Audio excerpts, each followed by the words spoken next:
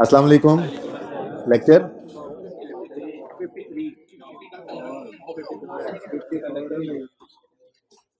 Lecture 54 start करते हैं। Kaif one का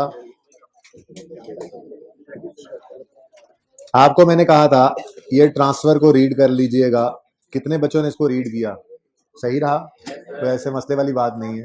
इन्वेस्टमेंट प्रॉपर्टी से जब कोई चीज IS 16 या IS 2 में जाएगी तो इन्वेस्टमेंट प्रॉपर्टी में रहते हुए पहले उसको फेयर वैल्यू पे लाएंगे, फिर ट्रांसफर करेंगे, और जो फेयर वैल्यू होगी वो अगले स्टैंडर्ड के लिए डीम कॉस्ट। बातें ना करें प्लीज, बातें ना करें आप। IS 16 से अगर इन्वेस्टमेंट प्रॉपर्टी में कोई प्रॉपर्टी आ रही है तो IS 16 पहले उसको रीवैल्यू करके फेयर वैल्यू पे लाएगा, सरप्लस रिकॉर्ड करेगा OCI में, ठीक है, रीवैल्यू सरप्लस, और उसके बाद फिर IS 40 इन्वेस्टमेंट प्रॉपर्टी को दे देगा और डीम कॉस्ट इसकी बन जाएगी। इन्वेंट्रीज के पास कोई फेयर वैल्यू मॉडल था नहीं, इसलिए इन्वेंट्रीज पहले हवाले कर देगी प्रॉपर्टी, इन्वेस्टमेंट प्रॉपर्टी के, और फिर वो खुद ही उसको फेयर वैल्यू पे ले आएगा। और capital work in progress of investment property क्या होता है? देखें, आप कोई प्लाजा बना रहे हैं इसलिए कि आपने फ्यूचर में इसको किराए पे चढ़ाना है, तो ये इन्वेस्टमेंट प्रॉपर्टी अंडर कंस्ट्रक्शन होगी कि नहीं होगी? होगी ना। तो इन्वेस्टमेंट प्रॉपर्टी अंडर कंस्ट्रक्शन जब बन जाएगी तो उसको ट्रांसफर करेंगे, तो एंट्री करेंगे investment property debit CWIP credit, जैसे बिल्डिंग के साथ करते थे तो IS 16 में, ठीक है। तो नॉर्मली ना, जिस दिन ट्रांसफर होती है आपकी कैपिटल वर्किंग प्रोग्रेस, आपकी फिनिश्ड एसेट में, कंप्लीट एसेट में ट्रांसफर होता है, तो उस दिन उसकी फेयर वैल्यू वही होती है जो उसकी कॉस्ट होती है नॉर्मली। इन केस नहीं भी है तो फिर इन्वेस्टमेंट प्रॉपर्टी के पास लाके इसको फेयर वैल्यू पे ले जाएंगे, ठीक है। ये ट्रांसफर के अंदर कुछ बातें लिखी हुई। उसके बाद जी, डिस्क्लोजर्स मैंने आपको कहे थे कि आपने पढ़ने हैं, ठीक है। तो डिस्क्लोजर्स मैं आपको पढ़ाता हूं, और ये डिस्क्लोजर्स आपको सिर्फ पढ़ाने हैं, इनको प्रैक्टिकली मैं जो है वो करवा चुका हूं आपको, ठीक है। ये आपके सामने ओपन किया मैंने वो नोट जो बनाया था हमने सवाल करते हुए, ठीक है जी। लें जी, याद है स्नेक वाला सवाल? अच्छा जी, अब आपको पता है यहाँ पर एक फेयर वैल्यू मॉडल है, दूसरा कॉस्ट मॉडल है IS 40 के अंदर, ठीक है। स्टैंडर्ड ने, याद करने की जरूरत नहीं है, स्टैंडर्ड के अंदर मौजूद है लिखे हुए, ठीक है। स्टैंडर्ड ने अलग अलग करके बताया कि जी सिर्फ फेयर वैल्यू मॉडल पर कौन से एप्लीकेबल हैं डिस्क्लोजर्स, यानी कि जो प्रॉपर्टी फेयर वैल्यू मॉडल पे है उसके बारे में क्या क्या बताना है, फिर सिर्फ कॉस्ट मॉडल जिस पे यूज हो रहा है उस पर क्या क्या, और फिर दोनों के ऊपर ओवरऑल जो लगते हैं वो भी स्टैंडर्ड ने बता दिए डिस्क्लोजर्स। जैसे सबसे पहली चीज, चाहे फेयर वैल्यू मॉडल हो चाहे कॉस्ट मॉडल हो, बताओ कौन सी बेसिस यूज हो रही है। ये तो दोनों के लिए ही है ना, बोलो कॉस्ट मॉडल या फेयर वैल्यू मॉडल है, बता दो, बता दिया जी, ठीक है। उसके बाद यहां पे भी फेयर वैल्यू डिटरमिन करनी है प्रोफेशनल्स ने, ठीक है। तो अगर ऐसी कोई बात लिखी हो सवाल में, तो जैसे IS 16 के सब नोट के अंदर हम बताते थे कि रास रिवैल्यूएशन वाज परफॉर्म बाय फलां ऑन फलां date on the basis of फलां फलां ऑब्जर्वेबल मार्केट, ये वो जो भी मैंने कहा था अंग्रेजी वो लिख दिया करो। यहाँ पे बिल्कुल वैसा ही है। यहाँ पर सवाल में गिवन नहीं था, गिवन हो अगर वैल्यूअर के बारे में तो ये लिखकर बता दो कि fair values of investment properties were determined bye messrs फलां फलां and independent valuer on the basis of फलां फलां, जो लाइन लिखी हुई हो वो एज इट इज उठाकर लिख दो, ठीक है। यहाँ पर लिखी नहीं हुई क्योंकि सवाल के अंदर मौजूद नहीं थी, ठीक है। उसके बाद ये दो बातें होगी। पहली बात मैंने क्या कही है, बताओ फेयर वैल्यू मॉडल यूज हो रहा है या कॉस्ट मॉडल, ठीक है। दूसरी बात, फेयर वैल्यू डिटरमिन किसने की है, इंडिपेंडेंट था नहीं था, ठीक है, और कौन सी बेसिस पे, कौन सी असम्पशंस हैं, ठीक है। तीसरी बात, अगर कोई टाइटल के ट्रांसफर होने पे रिस्ट्रिक्शन है तो वो भी लिख के बता दो। इसका क्या मतलब है? इसका मतलब ये है कि हमारे साथ वाला जो प्लॉट था वो हमारा ही था, हमने उसको खरीदा था, लेकिन किसी और ने उस पर केस कर दिया कि जी ये तो हमारा है। अब कोर्ट में वो केस चल रहा है, अब हमने उसके ऊपर बिल्डिंग वगैरह अगर बनाई भी हुई है तो जाहिर है वो हमारे कब्जे में ही है, हम उसको इस्तेमाल तो कर रहे हैं, लेकिन हम उसको भी बेच नहीं सकते क्योंकि कोर्ट में केस चल रहा है, टाइटल रिस्ट्रिक्टेड होता है। तो अगर ऐसी कोई चीज है तो आप अपने यूजर को बता दो कि जी हमारी एक इन्वेस्टमेंट प्रॉपर्टी है, उसका मिसाल के तौर पे केस चल रहा है और उसके टाइटल के ऊपर रिस्ट्रिक्शन लगाई हुई है गवर्नमेंट ने कि अभी उसको हम बेच नहीं सकते। टाइटल रिस्ट्रिक्शन का मतलब क्या होता है? सेलेबल नहीं है, ट्रांसफर नहीं हो सकता, ठीक है। तीन बातें होंगी, पहली फेयर वैल्यू मॉडल है या कॉस्ट मॉडल, दूसरी इंडिपेंडेंट वैल्यू बेस के ऊपर फेयर वैल्यू लगाई, तीसरी बात कोई रिस्ट्रिक्शन ऑन टाइटल तो नहीं है, चौथी बात आपने IS 16 याद है मैंने कहा था कि आप मिसाल के तौर पे 20 दिसंबर को खड़े होकर एक एग्रीमेंट करें कि हम जनवरी या फरवरी में एक 50 करोड़ का एक प्लांट जो है वो इंपोर्ट करेंगे। अब चूंकि 20 दिसंबर को खड़े होकर सिर्फ एग्रीमेंट किया है तो इसकी एंट्री तो हो नहीं सकती, लेकिन आप ये चाहेंगे कि यूजर को पता लगे, तो आप कंट्रेक्चुअल कमिटमेंट्स को भी लिख देते थे सब नोट्स में। ऐसे ही है ना, यहाँ पे भी वैसे ही है। यहाँ पे अगर आपने 20 नंबर पे खड़े होकर बुर्ज खलीफा को खरीदने का कॉन्ट्रैक्ट कर लिया है कि मैं उसको किराए पे चढ़ाऊंगा बाद में, तो आपने ये अपने यूजर को लिख के बता देना है, ठीक है। कोई कॉन्ट्रैक्ट, तो 4 चीजें जनरल है, ठीक है। पहली फेयर वैल्यू मॉडल है या कॉस्ट मॉडल, दूसरा इंडिपेंडेंट वैल्यूअर था या नहीं, तीसरा कोई रिस्ट्रिक्शन ऑन टाइटल तो नहीं है, और चौथा कोई कॉन्ट्रेक्चुअल कमिटमेंट है तो आप उसको भी डिस्क्लोज कर दें। ये 4 बातें यहाँ पर लिखी हुई हैं, ठीक है। ये डिस्क्लोजर रिक्वायरमेंट्स हैं applicable for both fair value model and cost model. क्या बताओ जी, वेदर फेयर वैल्यू और कॉस्ट मॉडल इज यूज्ड। दूसरा, ये इकट्ठे हैं, फिर ये दोनों पॉइंट्स ना इकट्ठे हैं। इसमें क्या लिखा हुआ है, method and assumptions applied in arriving at fair values, ठीक है। और extent to which fair value of investment property were based on valuation by a qualified independent valuer relevant recent experience, वही वाली बात, ठीक है। फिर details of any restrictions on ability to realise investment property, कोई रिस्ट्रिक्शन तो नहीं है, और existence of any contractual obligation to purchase construct और डेवलप इन्वेस्टमेंट प्रॉपर्टी। एक चीज जो मैं भूल गया, वो क्या है, मैंने भी याद नहीं किया, कभी स्टैंडर्ड मौजूद होते हैं, ओपन करके बंदा लिख लेता है, ठीक है। वो है अमाउंट रिकॉर्डेड एज इनकम और एक्सपेंस स्टेटमेंट ऑफ प्रॉफिट और loss for rental income and operating expenses. लेकिन ये वाला डिस्क्लोजर हमने दिए जरूर लिया था जिस दिन हमने ये नोट बनाया था, rental and from invested property total 2 million and cost incurred in earning these rentals amounted to rupees इतने। ये मैंने आपको दिया डिस्क्लोजर रिक्वायरमेंट, ठीक है। तो 5 जनरल रिक्वायरमेंट्स आ गई, कोई मसला याद करने की जरूरत नहीं, समझ आनी चाहिए बस, ठीक है।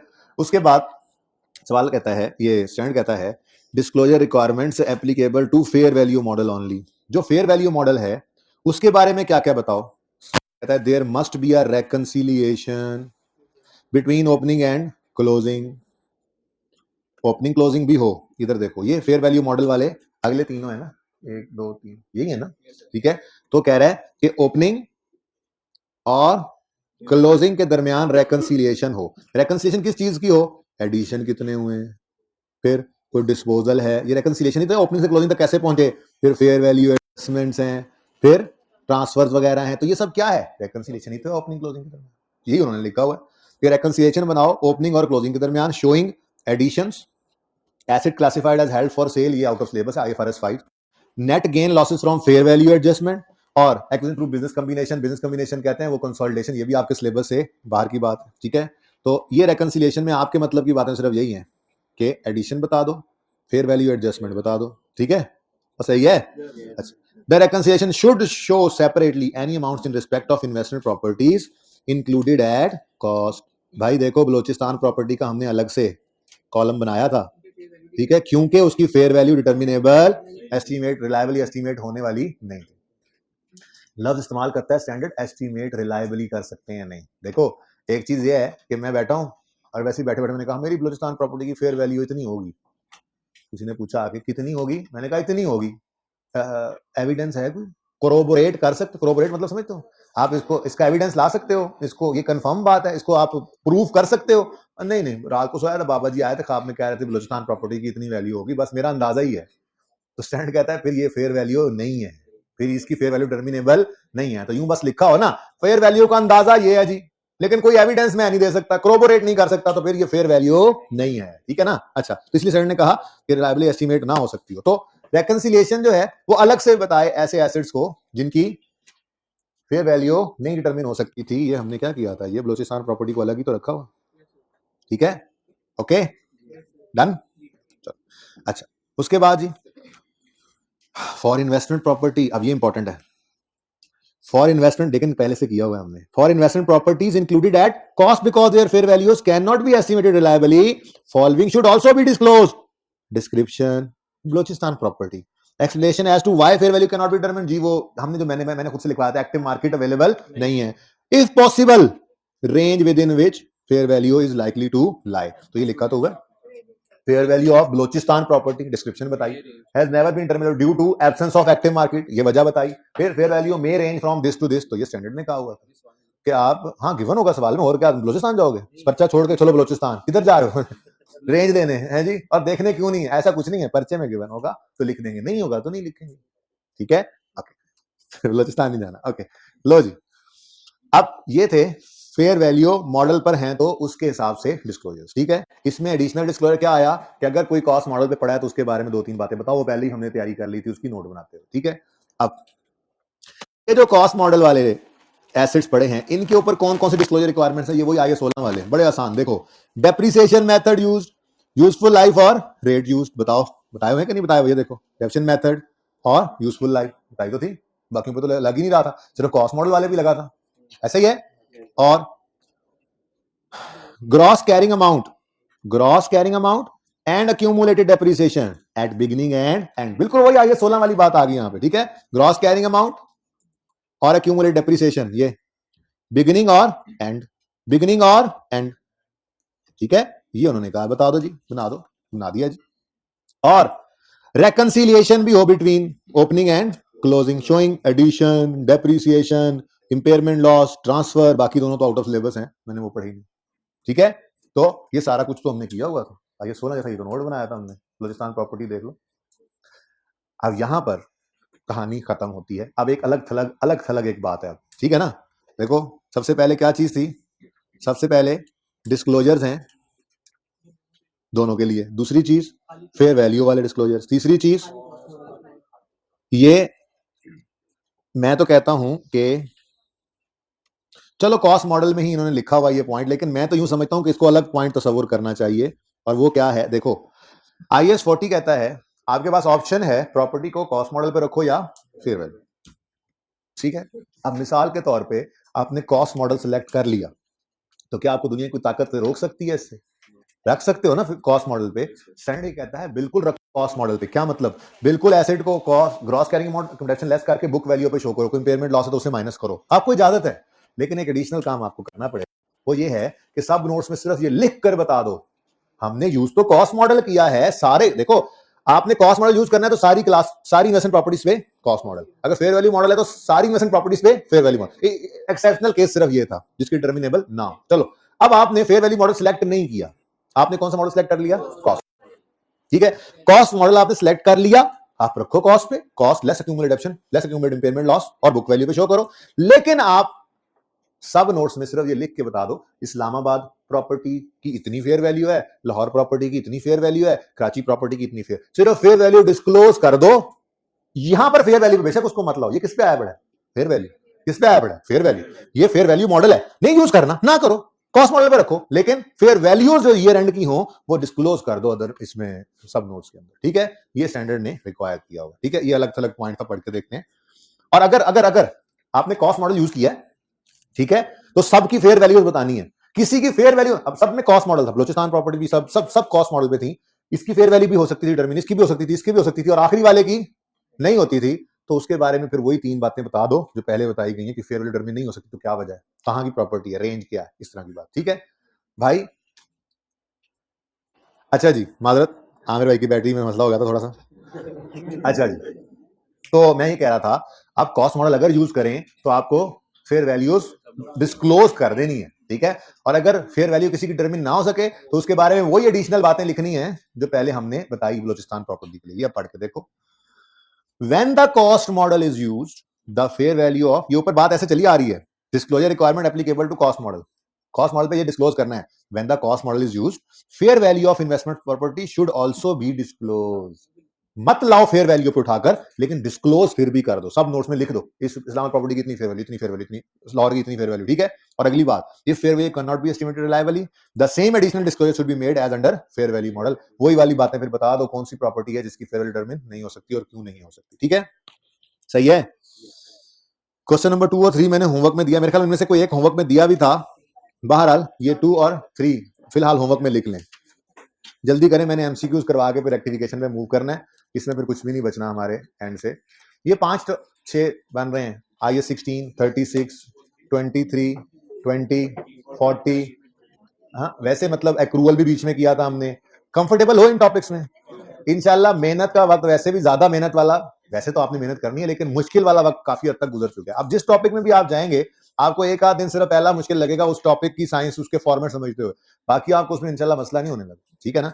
करेक्शन मैंने पहले इसलिए शुरू करवा दिया है क्योंकि करेक्शन, एक तो जिस दिन से ये PRC वाला चेंज किया है इन्होंने, तो हर साल ये तकरीबन 2 टाइम से ये करेक्शन इधर शामिल हुआ है, दोनों टाइम में सवाल आया है, तो करेक्शन का अपना सवाल तो आता ही है। उसके बाद IAS 8 के अंदर भी करेक्शन ऑफ एरर आ रहा होता है, क्योंकि उसके अंदर भी कोई प्रायर ईयर एरर होता है जिसको करेक्ट करना होता है, हमने तो IAS 8 अप्लाई करते हैं, हम रिट्रोस्पेक्टिव एप्लीकेशन और रीस्टेटमेंट करते हैं, तो इसलिए ये वैसे करेक्शन ऑफ एरर बहुत आसान टॉपिक है, वैसे तो 3 से 4 दिन में हो जाने वाला टॉपिक है, लेकिन ये 7-8 दिन में लगा देता हूँ। उसकी वजह ये है कि हम इसी के अंदर 1-2 दिन लगा के इन्वेंट्री सीखेंगे, फाइफो ऐप को सीखेंगे, कोई एनआरवी क्या होती है ये देख रहे होंगे, फिर कोई थोड़ी बहुत बैड डाउटफुल डेट की रिवीजन हम कर रहे होंगे, फिर कोई बीआरएस की कोई थोड़ी बहुत रिवीजन हो जाएगी। ये चीजें हमें रिवाइज करनी पड़ेंगी इसके साथ साथ ही, ठीक है।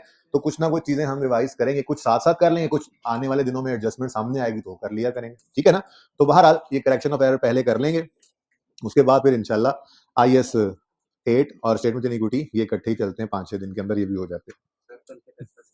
कल के टेस्ट में करेक्शन भी आ सकती है यार, कल जुम्मे, आज जुमेरात हो गई है, देखो बीमारी में मुझे पता ही नहीं चला है ना, इतनी जल्दी हफ्ता गुजर गया।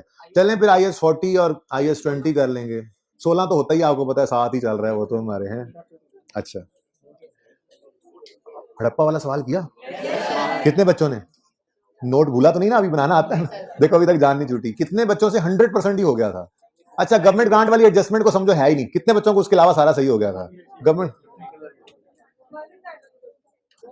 अच्छा, रिप्लेसमेंट ऑफ मेजर पार्ट को इतना बड़ा मसला तो नहीं था कि आप लोगों को लग रहा है, सिंपल डिस्पोजल एडिशन था, करेंगे डिस्कस। फिलहाल इधर आए, प्रैक्टिस क्वेश्चन 2 और 3 लिख लिया होमवर्क में, कभी दिल किया तो डिस्कस कर लूंगा। प्रैक्टिस क्वेश्चन 2 थ्योरेटिकल टाइप है, यानी उसमें डिस्कशन है, तो पहले आपने अपने तौर पे 2-4 उल्टी सीधी लाइनें अंग्रेजी की लिख के फिर देखनी है कि सवाल के सोल्यूशन में क्या लिखा हुआ है। अगर तो आधी भी मिलती जुलती बातें हैं तो बस बहुत है इंशाल्लाह, फिर कोई जरूरत नहीं है ज्यादा परेशान होने की, ठीक। हाँ जी, MCQs पे आ जाए जी। पेज नंबर 318 है।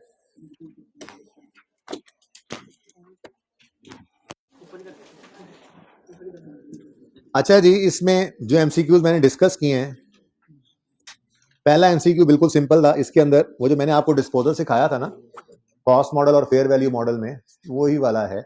कितने बच्चों ने सारे MCQ अटेम्प्ट किए थे? अगर मैं ये कहूँ, बहुत कम बच्चे हैं वैसे। हाइब्रिड में किस किस ने? हाइब्रिड में है ही कोई नहीं, माशाल्लाह, ना होने के बराबर। सही जा रहे हैं आप लोग, फेल होने के ऊपर सही ट्रैक पे, फेल होने के ट्रैक पे जा रहे हैं आप लोग। जो जो ट्रैक फेलियर की तरफ जाता है ना, आप बिल्कुल उसके ऊपर है, सीधा सीधा फेलियर, सीधा फेलियर है इसके आगे जो आपकी हरकतें हैं, ठीक है। कोई बात नहीं, खैर है, एक बार फिर पढ़ लेंगे काउंटिंग, अच्छे से समझ आ जाएगी। ये गोल्डन अटेम्प्ट होती है इस मौसम वाली, ना बिजली के जाने से कोई परेशानी होनी है, ना आपको जो है वो बस एक नींद को काबू करना है, पढ़े जाओ पढ़े जाओ पढ़े जाओ, कोई परेशानी नहीं। 3 पेपर हैं, 4 पेपर हैं, सारे पास होंगे, लेकिन आप लोग पढ़ें तब ना। सुने, कितने बच्चों ने MCQs अटेम्प्ट किए हैं? अच्छा, ये इन बच्चों को नहीं कह रहा हूँ कि अगर मैं किसी को कहूँगा ये आसान है और वो उनको ना लग रहा हो तो वो कह सकते हैं नहीं जी ये करवा दे, ठीक है। 1 हो जाना है, 1 में कोई मसला नहीं था, मैंने इसको डिस्कस नहीं किया।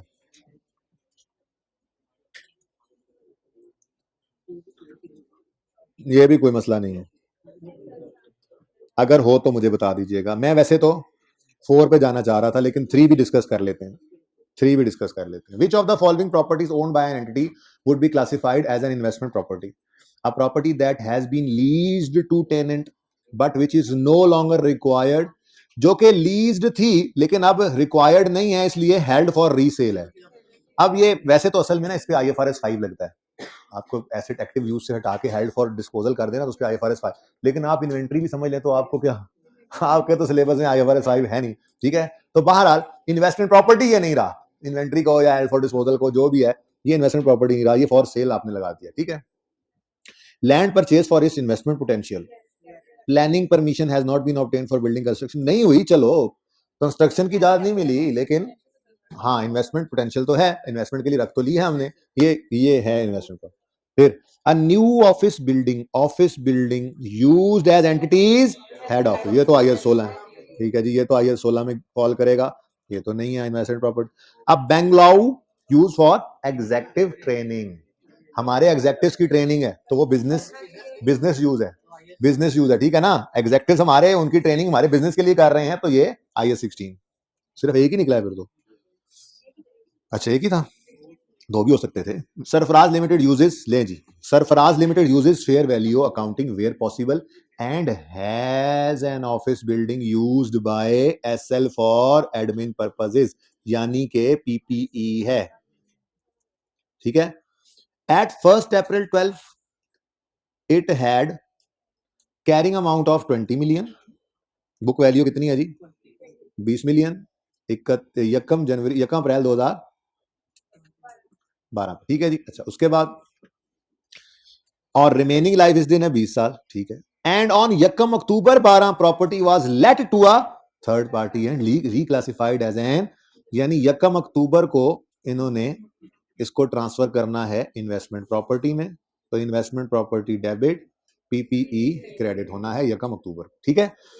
The property had a fair value of 23 million at यकम अक्टूबर 12, यानी जिस दिन ट्रांसफर हुआ, एंड 23.4 मिलियन एट 31 मार्च 13। अब सवाल की रिक्वायरमेंट ध्यान से पढ़ें तो कहता है what is the correct treatment when the above property is reclassified as investment property, मतलब एट यकम अक्टूबर 12। बस इतनी सी बात उसने पूछी है, ईयर एंड का तो उसने पूछा ही नहीं हुआ, ठीक है। बात समझे हो? रिक्वायरमेंट असल एमसीक्यू का आधा जवाब उसकी रिक्वायरमेंट को ध्यान से पढ़ना होता है। आपको आता होता है सब कुछ, आप रिक्वायरमेंट ही ध्यान से नहीं पढ़ रहे, ठीक है। तो जाके बैठे, what is the correct treatment when the above property is reclassified as investment property. तो सबसे पहली बात बच्चों, यकम अप्रैल 2012 पे बुक वैल्यू कितनी थी? 20 मिलियन।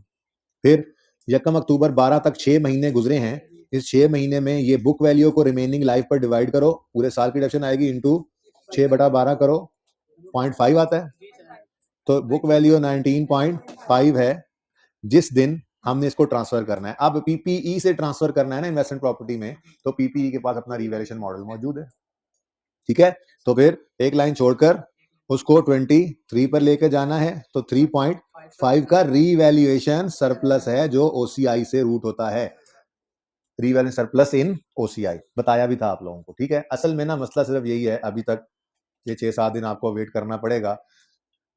पैट ने पार्क होना है रिटेन्ड अर्निंग्स के कॉलम में, और रील सरप्लस ने पार्क होना है रिवैल्यूएशन सरप्लस के कॉलम में, और ये दोनों कॉलम आते हैं statement of change in equity के अंदर। वो बनानी सिखाऊंगा तो मैं ये बात समझा सकता हूँ, मसला बिल्कुल भी नहीं होगा आपको, इंशाल्लाह क्रिस्टल क्लियर हो जाएगी ये बात, लेकिन तब तक नहीं हो सकती ना जब तक स्टेटमेंट ऑफ इक्विटी बनाना सिखा नहीं देता आपको, इसलिए थोड़ा सा इंतजार चल रहा है। बहरहाल रिवैल्यूएशन सरप्लस जिस दिन अरोज होता है, मैंने कहा था उस दिन वो अदर कंप्रीहेंसिव इनकम ओसीआई से रूट होकर स्टेटमेंट ऑफ इक्विटी में जाता है, प्रॉफिट एंड लॉस में नहीं जाना। Revaluation surplus profit and loss, इतनी बात तो पता लगती है ना, इतनी पता लगती है कि रिवैल्यूएशन सरप्लस ने प्रॉफिट एंड लॉस में नहीं जाना, वो तो अदर कंप्रीहेंसिव इनकम में जाता है, ठीक है। अच्छा, उसके बाद इसको हमने इन्वेस्टमेंट प्रॉपर्टी में ट्रांसफर कर देना है, ठीक है, ऐसा ही है ना। इन्वेस्टमेंट प्रॉपर्टी में ट्रांसफर करेंगे तो इन्वेस्टमेंट प्रॉपर्टी डेबिट और पीपी। अब इससे अगली रिक्वायरमेंट उसने मांगी कोई नहीं है, या तो ये कहता है कि ये रेंट के ऊपर बताओ कितना गेन लॉस है, वो नहीं कहा था। तो इस दिन तो भाई सिर्फ इतना सा काम था कि ये 3.5 अदर कंप्रीहेंसिव इनकम में नजर आया, ठीक है। तो देखो, take 3500 gain to other comprehensive income, ये बिल्कुल ठीक है। 3500 गेन प्रॉफिट एंड लॉस में जा ही नहीं सकता, और 4000 भाई तो कहानी कोई नहीं थी, ठीक है। तो इतना तो पता था ना कि हमने रिवेन सरप्लस को प्रॉफिट एंड लॉस में लेकर नहीं जाना होता, तो उतनी बात से ये का ऑप्शन सही आ जाता था, ठीक है। उसने 31 मार्च 13 ईयर एंड के ऊपर नहीं पूछा था गेन लॉस हमसे कि हम वो निकालते, ठीक है। चलें आगे, ये भी सिंपल सा क्वेश्चन था जी। कूल लिमिटेड की बिल्डिंग है, इन्वेस्टमेंट पोटेंशियल के लिए 8 मिलियन पर ली हुई है उन्होंने, यकम यानी 13 पे 31 पे फेयर वैल्यू 9 मिलियन पे चली गई है।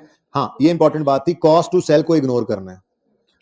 हमने पूरे स्टैंडर्ड पढ़ लिया, मैंने कहीं पे आपको ऐसी बात नहीं कही थी कि IAS 40 कहता है फेयर वैल्यू मॉडल पर लेकर जाना है तो ईयर एंड पे उस प्रॉपर्टी को fair value less cost to sell पे रखो, ऐसा कुछ नहीं है। फेयर वैल्यू पे रखना है बस, fair value less cost to sell का कॉन्सेप्ट IAS 40 में नहीं है।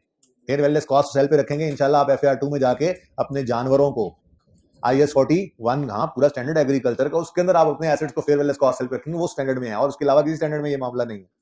तो यहाँ पे IAS 40 के अंदर फेयर वैल्यू पर एसेट को रखना है, कॉस्ट टू सेल माइनस करके नहीं रखना फेयर वैल्यू पे, ठीक है। तो इसलिए इसको इग्नोर करना था, सिंपली 1 मिलियन का आपको गेन आ जाना, ठीक है, ओके, सही है।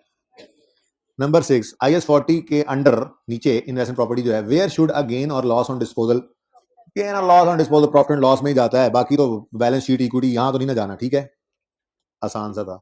7, if an entity uses part of building for its own use and rents the remainder, how should be treated? अलग अलग पढ़ाया था, पार्टली ऑक्युपाइड, सिंपल, कोई मसला नहीं है इनमें, क्या है की होते तो पता लगता ना, की हो तो मुंह उठा के आ जाते हैं। And investment property should initially be measured at cost, ठीक है। ये MCQ वैसे तो पेंडिंग है, IAS 8 में जाके ना मैं आपको बताऊंगा कि अकाउंटिंग पॉलिसी होती क्या है, इधर इधर इधर इधर बातें ना करें। इधर आइए सेट में जाके आपको पढ़ाऊंगा अकाउंटिंग पॉलिसी होती क्या है, फिर वहां पे हम पढ़ेंगे अकाउंटिंग पॉलिसी को चेंज करने की इजाजत कब कब है। तो दो सिनेरियो उसमें आते हैं, पहला जब स्टैंडर्ड बदल जाए, पढ़ाऊंगा वहां पे जाके, ठीक है। दूसरा, मैनेजमेंट वॉलंटरीली भी चेंज कर सकती है पॉलिसी को अगर वो ये समझे कि चेंज करना बेटर प्रेजेंटेशन देगा यूजर को। ये वहीं जाकर पढ़ेंगे, वहां पर फिर जाके आपको पता लगेगा कि सी ऑप्शन सही है, ठीक है। ओके, हाँ फिलहाल पेंडिंग कर दें इसको, जब वहां पे जाकर हम पढ़ लेंगे ये अकाउंटिंग पॉलिसी होती क्या है, तो ये एमसीक्यू आपका ऑलरेडी आंसर हो जाएगा। Okay, which two of the following properties fall under the definition of investment property and therefore within scope of IS 40? Property occupied by employee parking paying market, भाई employ ने चाहे market rent पे कर रहा है, employ के पास है ना, एम्प्लॉय हमारे बिजनेस का है ना, बट ठीक है, ये इन्वेस्टमेंट प्रॉपर्टी नहीं, बिजनेस यूज में ही है। अगर इससे आपको आ रही है इनकम, रेंटल आ रही है, इनकम बन रही है, हो सकता है ये इनकम आप ले रहे हो तो फिर उसको जो है वो हाउस रेंट अलाउंस ना पे कर रहे हो, इससे कता नजर एम्प्लॉय यूज कर रहा है ना, बस ठीक है, बिजनेस के यूज में, ठीक है। Next, a building owned by an entity and leased out under, ये लीज्ड आउट मतलब रेंटेड, ठीक है, IS 40। Property being constructed on behalf of third parties, ये तो फिर IS 2 में जाएगी, हम बनाकर आगे बेचेंगे उसको, ठीक है। किसी के लिए बना रहे हैं तो एजेंट बने हुए हैं, अपने लिए तो नहीं बना रहे, किराए के लिए तो नहीं बना रहे, इन्वेस्टमेंट ब्रांच के लिए तो नहीं बना रहे, तो ठीक है ना। लैंड हेल्प फॉर, हाँ अच्छा, उसने ऊपर कहा था विच टू ऑफ द फॉलोइंग, दो ही थे जी, दो ही आए हैं, ठीक है। चलें आगे, 11 भी अच्छा MCQ था।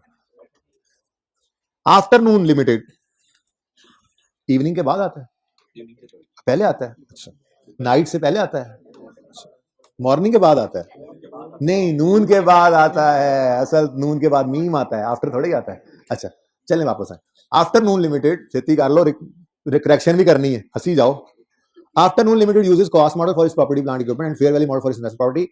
AL has an office building which was being used for admin purpose. यानी PPE था, ये क्या था जी, PPE, done, okay. Next, on that date the building was let out to, दूसरी लाइन रह गई, at यकम जुलाई 18 building had a carrying amount of 20 million.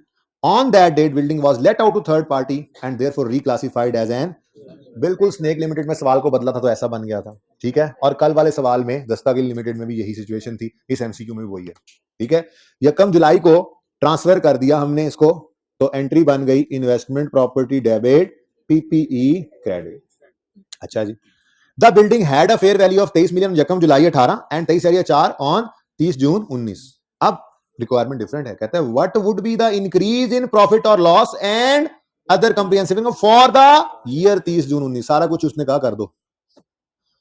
तो बच्चों 20 मिलियन की कैरिंग वैल्यू थी यकम जुलाई 2018 पर, ऐसा ही है कि नहीं, और इस दिन फेयर वैल्यू कितनी थी 23, वही वाला काम, एक लाइन छोड़कर यकम जुलाई 18 पर आपने एसेट को फेयर वैल्यू पे लाना है, 3 का रिवैल्यूएशन सरप्लस आना है, और फिर इसको ट्रांसफर कर देना है इन्वेस्टमेंट प्रॉपर्टी में, कहानी खत्म, ठीक है ना। ये यहां से आ गया इन्वेस्टमेंट प्रॉपर्टी में 23 पर।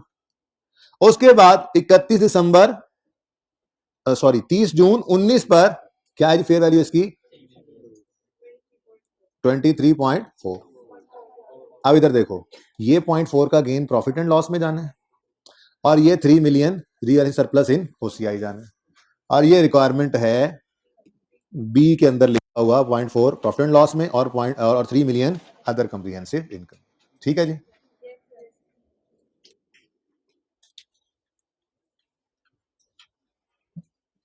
ठीक है,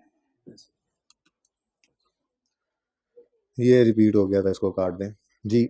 13 under IS 40 investment property which of the following disclosure is not required to be made under cost model. Under cost model fair value बतानी है, अभी अभी तो पढ़ा के आए हैं, बताते हैं, हमने कहा था अभी चाहे कॉस्ट मॉडल पे रहो लेकिन फेयर वैल्यू बताओ। डेफिनेशन मेथड बताना है, बिल्कुल बताना है। रेकंसिलिएशन बतानी है, बिल्कुल बतानी है। रेजल वैल्यू, ये कभी नहीं सुना कि रेजल वैल्यू डिस्क्लोज की हो हमने, ऐसे तो कभी नहीं किया ना। चलें जी, मेरी तरफ से ये चैप्टर बहरहाल खत्म है।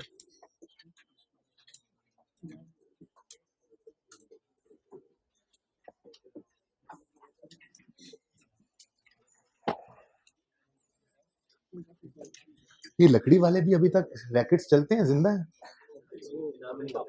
पापड़ में से निकले, किसके हैं, अपने अपने होते ना, तो कभी ये बात ना करते, नहीं अच्छे लग रहे हैं वैसे। पहले जमानों में ऐसे ही होते थे ना। बैडमिंटन के अंदर तुम डबल्स में सिंगल्स में? डबल्स में चले जाना। पिछले से पिछले स्पोर्ट्स डे पे मैं बैडमिंटन में भी था, मैं क्रिकेट में भी था, शरीकों के साथ तो उधर हम सेमीफाइनल था, उससे पहले हमारा मैच आ गया, उसके बाद वो खेल के वापस आया तो फिर बल्ला घूमता ही रहा, बल्ला लगता नहीं था, लगी भी थी। अच्छा जी, शुरू करें? इस दफा तो पता नहीं खेल भी सकूंगा कि नहीं, इस दफा तो खड़े होते हैं चक्कर आते हैं। कमेंटेटर बन खेलूंगा मैं इंशाल्लाह। तुम्हें कमेंट्री करनी है? डन हो गए। कितने खुश हैं ऐसी बातें करने के लिए हैं?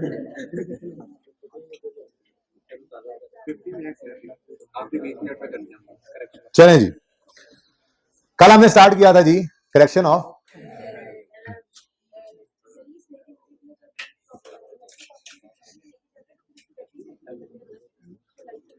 इन्वेस्टमेंट प्रॉपर्टी से जब पीपीई में लेकर जाते हैं स्नेक लिमिटेड वाले सवाल में, तो लाइफ दी हुई है, डेफिसिट क्यों नहीं करते? इसलिए कि हम पीपीई का नोट बना नहीं रहे। अगर हम पीपीई का नोट बना रहे होते तो वहां पे इसको डेफिसिट करते। रिक्वायरमेंट क्या बेटा? Investment property. इन्वेस्टमेंट प्रॉपर्टी से निकल गया ना, हमारी तरफ से बाढ़ में जाए, वहां पे जाके जो भी करना है वो वही करना है ना। क्या इन्वेस्टमेंट प्रॉपर्टी में डेफिसिट करना है इसको? इन्वेस्टमेंट प्रॉपर्टी में बचा है, नोट किसका बना रहे हैं? इन्वेस्टमेंट। हाँ, अगर आप पीपीई का नोट बना रहे होते साथ में, तो वहां ये जाकर ऐड होता, ट्रांसफर इन होता, और वहां पे डेफिसिट होता उस लाइफ से जो उसने दी हुई। ठीक है, रेक्टिफिकेशन करा लूं? रेक्टिफिकेशन का टॉपिक बताते खुद कुछ भी नहीं है, जो कुछ आपने नॉलेज गेन किया होता है, ठीक है, उसी के हिसाब से असल चीज ओरिजिनल एंट्री होती है जो आपको आनी चाहिए। रॉन्ग एंट्री जो गलतियां उन्होंने की हुई होती हैं, और करेक्शन आप उन दोनों को देखकर कर लिया करते हैं। देखें, ये जो मैंने कल 5 एग्जांपल्स आपको बताई थी, ठीक है, सवाल इसलिए नहीं करवाया था क्योंकि दूसरी क्लास शक में थी कि दे सकूंगा नहीं, फिर आपको रिकॉर्डिंग सुनाई थी, इसलिए आगे बात नहीं की थी इससे आगे। तो ये जो 5 एग्जांपल्स मैंने दी हैं, 90% भाई यार चुप कर जाओ, 90% एडजस्टमेंट्स यही आती हैं। ठीक है, 90%, कोई 10% इसके अलावा को आ जाए तो बहुत कम, वरना फिक्स एसेट की एडजस्टमेंट्स यही हैं। हम तकरीबन 1.5 दिन तो प्योर इसी पे लगाएंगे, आज का दिन और कल का आधा दिन, उसके बाद करेक्शन ऑफ एरर तो चलता रहेगा। करेक्शन ऑफ एरर हमें सीखना वो हमें आ जाएगा। उसके बाद 2 से 3 सवाल, सिर्फ मेन 3 से 4 अच्छे सवाल हम करते हैं इसके अंदर, रिसेंट सवाल, बड़े सवाल पास पेपर के, लेकिन साथ जो दूसरी चीजें कर रहे होते हैं ना, वो इसको जरा लेंथी कर देता है, वरना तो 3-4 सवाल पास पेपर के हैं, लेकिन और चीजें हम बहुत पढ़ रहे होते हैं इसके साथ साथ। 7-8 दिन इसलिए इसके अलावा, आज के दिन के अलावा, वो एक्सपेक्ट करेंगे कि आप इस पे लग जाएंगे हमारे। ठीक है, अच्छा, ये आप सवाल के अंदर ही जाकर देखते हैं। ठीक है,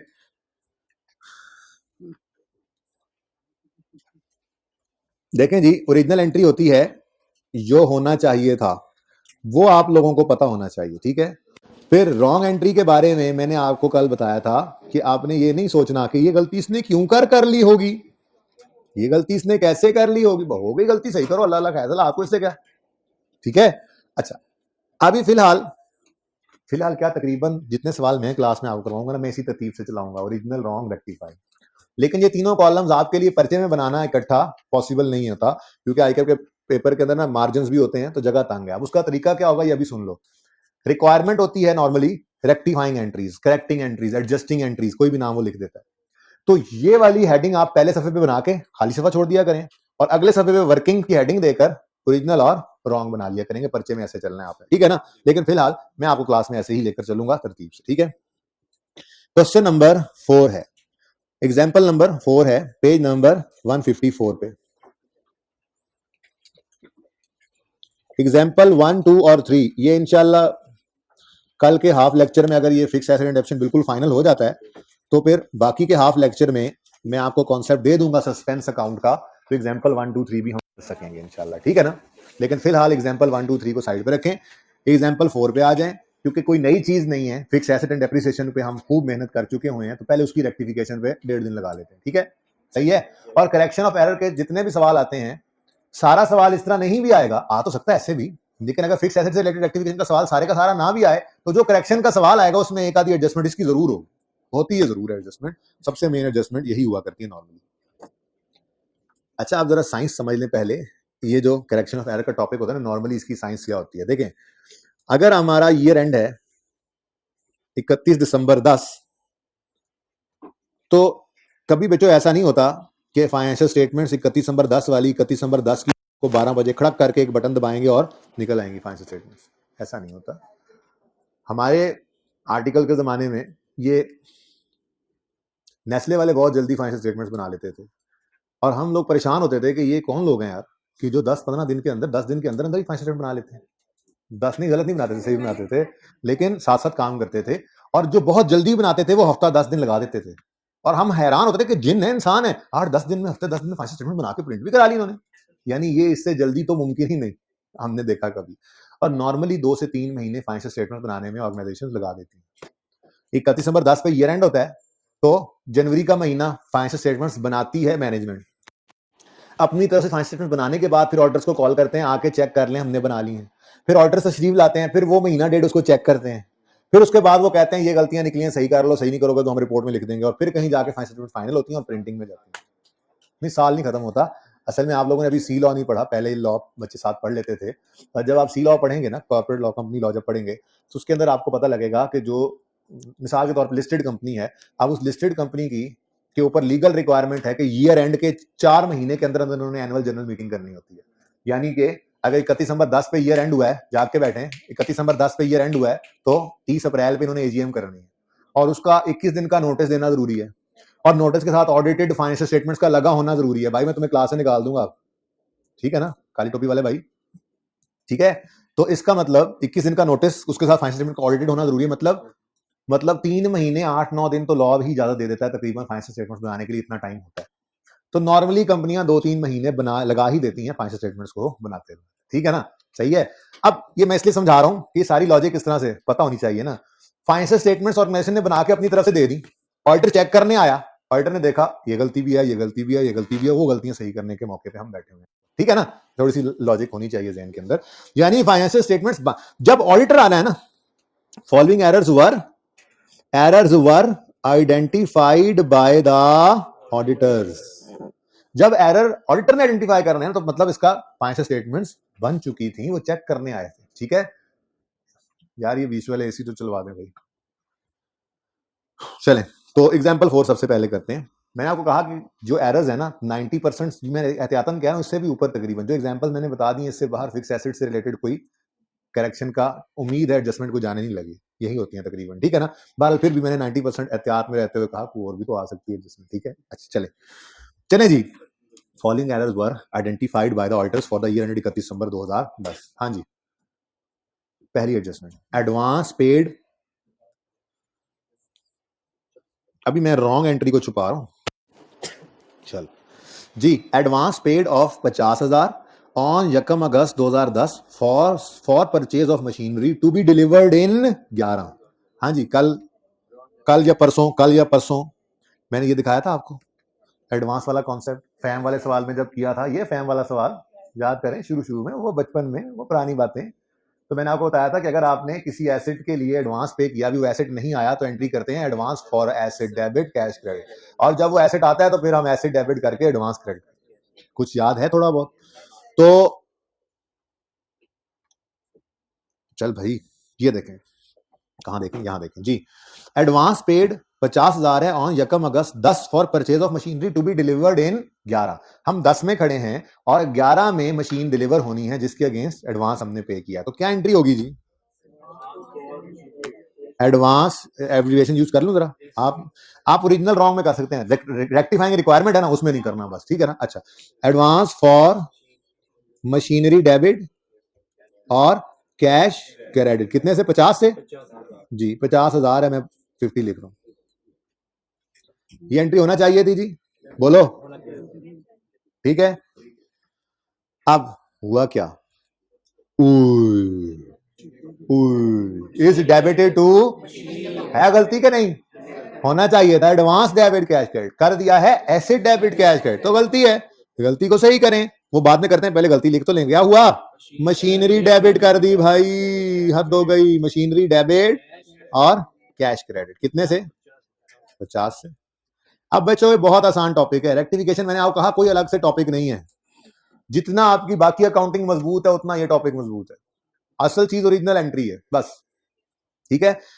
ये होना चाहिए था, ये हो चुका है, अब सही करना है तो बहुत आसान है, बहुत आसान है। देखो जरा सवाल करना है हमने, और जितना भी ओरिजिनल रॉन्ग में नजर आ रहा है सब कुछ टिक होना चाहिए, ठीक है। कैसे? एडवांस फॉर मशीनरी डेबिट होना चाहिए था 50 से, लेकिन रॉन्ग एंट्री में देखो ऐसा कुछ भी नहीं हुआ, यानी कि जो हुआ है उसमें ये डेबिट नहीं, तो जो होना चाहिए था वो नहीं हुआ तो कर ले। सिंपल सिंपल, जो होना चाहिए था वो नहीं हुआ तो कर ले। हाँ, क्या नहीं हुआ? एडवांस फॉर मशीन डेबिट होना था, मशीन डेबिट होना था, नहीं हुआ, कर लें। नेक्स्ट, ठहर जाओ ज्यादा तेजी ना दिखाओ। कैश क्रेडिट होना था, हो चुका, तो कुछ ना करो। गलती में ही अगर कोई सही चीज हो गई है तो ठीक है ना, ठीक है, उसको क्या फिर पहले सही करके गलत करके क्या करें फिर? नहीं, कैश होना था, क्रेडिट हो गया, जो होना था हो गया, अब फिर कुछ ना करें, ठीक है। नेक्स्ट, अब देखो 3 चीजें टिक हो गई हैं, एक अभी भी रहती है टिक होने से, वो क्या? मशीनरी 50 से डेबिट हो चुका है, क्या ये सही है? मशीनरी डेबिट होना चाहिए था, होना चाहिए था डेबिट। जाग के बैठे, खुली आंखों से भी कुछ बच्चे सोते हैं जी। मशीनरी ने डेबिट होना था 50 से या नहीं? अब रॉन्ग एंट्री क्या कह रही है? ये हो चुका है। अब गलत डेबिट है तो सही करने के लिए क्रेडिट कर दे। ये आपका रेक्टिफिकेशन का टॉपिक, कहानी खत्म। इतना ही आसान है ये इतना ही आसान है, ठीक है।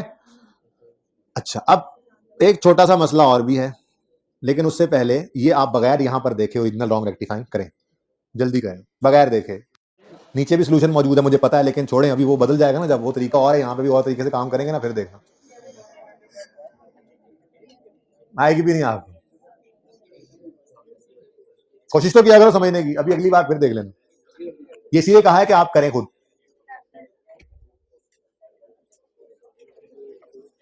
एकदम से सर जब जाग आई तो उस वक्त जजमेंट होगी। चुप करके देखें इधर, नहीं पहले ये करें बगैर इधर देखे, बगैर इधर देखे, अपनी किताबों में देखकर ओरिजिनल रॉन्ग रेक्टिफाइंग।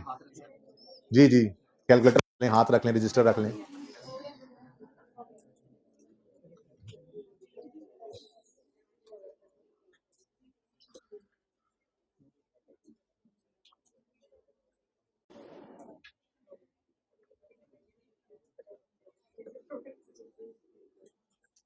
जी कितने बच्चे कर चुके? चलें अब ये बच्चे अगली खुद ट्राई करें, लेकिन एक लाइन, एक एंट्री की जगह छोड़ दीजिएगा प्लीज। ये क्या होना है थोड़ी देर में बताता हूँ। एक एंट्री की जगह छोड़कर सेकंड एडजस्टमेंट लिखें और इतना रॉन्ग रेक्टिफाइंग, फिर मैं आता हूँ उस तरफ। कुछ गुजारा हुआ है?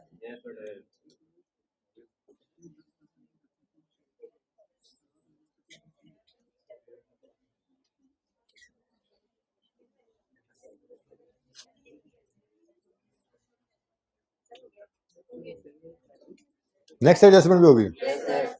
चलें अब जिनको पिछली एडजस्टमेंट समझ नहीं आई थी वो भी जरा ध्यान से देखें दोबारा से। रिपेयर कॉस्टिंग 10,000 ऑन यकम अप्रैल 10। रिपेयर कितनी है? रिपेयर क्या होता है? एसेट, कैपिटल या revenue? Repair and maintenance revenue expense है, इसकी एंट्री होती है repair expense debit cash credit. ये होना चाहिए था repair expense debit cash credit. कितने से जी? 10 से। अब देखते हैं उन्होंने क्या चांद चढ़ाया। ओह, हैव बीन डेबिटेड टू, 10 रुपए की एंट्री करनी थी, एक्सपेंस डेबिट कैश क्रेडिट कर गए, एसेट डेबिट कैश क्रेडिट। है गलती के नहीं? तो लिखो वरॉन्ग क्या हुआ? मशीनरी डेबिट, ठीक है जी। ओरिजिनल कॉन्सेप्ट है जिसका आपको पता होना जरूरी है, रॉन्ग अंग्रेजी पढ़कर बस लिख लेना है, ठीक है। अब रेक्टिफाइंग एंट्री होनी है। रिपेयर डेबिट होना था 10 से, नहीं हुआ तो कर लें debit, repair expense debit. Cash credit होना था 10 से, हो गया तो कुछ ना करें, ठीक है।